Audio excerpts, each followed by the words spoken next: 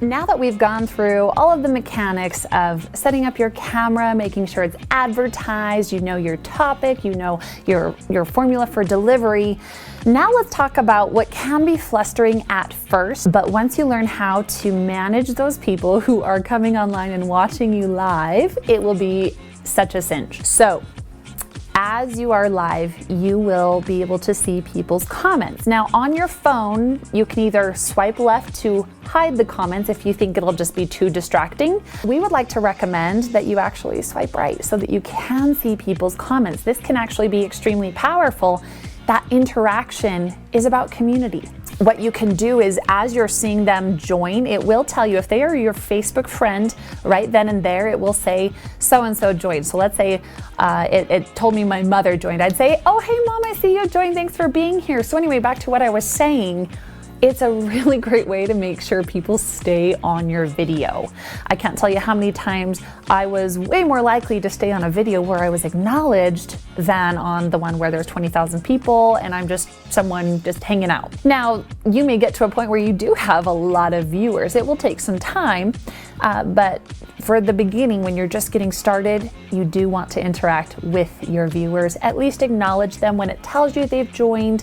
And if they comment, a lot of people you'll find are going to type in, hey, it's nice to see you, or it's been a long time, or you look great, or what's up, what's going on? So just a little casual mention can be a really great idea. Just something slight. We don't want to spend a ton of time there because what does that do to all the rest of your viewers if you're sitting there talking to only one person? Now, as you are presenting your formula, particularly the ideas for how to do something, how to sleep better, how to improve your health, how to have better relationships, how to communicate more efficiently, how to be more forgiving, whatever topic you are going to be presenting because you've used our resources guide, then you may have people asking questions. And you may have people saying, you know, I've been thinking about that, and here's something else that I've tried that's worked, and that would be a great time to acknowledge their comment and then bring it back to what you were presenting on. If it's manageable and you only have a few people on your live broadcast, again, don't let that get you down. If you only have one person, that's fine in the moment. Remember, it's going to build over time as people are sharing the video, liking it, commenting. That algorithm then feeds out on the Facebook web and people will start to see it. And as you're more consistent with your videos, the likelihood of it getting out there more is very high. So if it's a manageable number of people on their live and commenting, you can acknowledge them as they're coming in and take that moment to read it. However, if it distracts you from your original message, it would be best if you wait until the end. You've delivered it, you went through our formula, you finished up with a story, and then you just summarized everything. And now would be the time to say, I'm going to go back and look at some of your comments. Thank you so much for everyone who commented.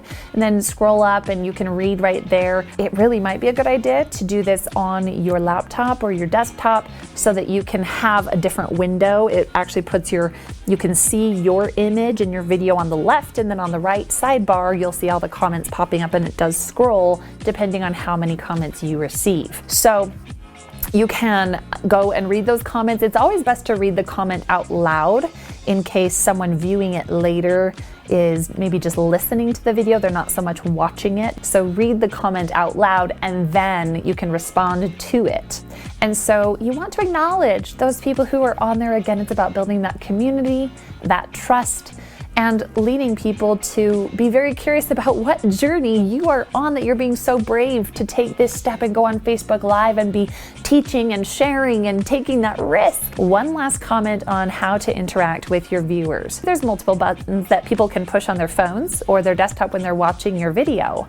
Something you might say is, hey, show me some love, hit that heart button if you like this video, show me an angry face if you have ever started a diet and you have failed in the first week, hit the like button if you laughed and smiled today, hit that heart button if you are laughing, or you like the fact that I'm on Facebook Live. And it's just a great way because those little emojis pop up over the video. And I'm sure as Facebook continues and time passes, so many more really cool features will be coming out. Get familiar with these basics, and it's about having fun. It's about communicating with these people. Really picture them in the same room, but have that confidence in delivering the message. Try to speak clearly, try to look them in the eyes. I know sometimes it can feel very difficult to look at yourself on the camera, but the more you get comfortable with doing it, you'll get better and better, and your message that's going to become even stronger. Your why, the why that you wrote about, hopefully with our first video. What brought you to Zenoa in the first place? Let that drive you. Let that give you the courage. Take the risk. You've already come this far.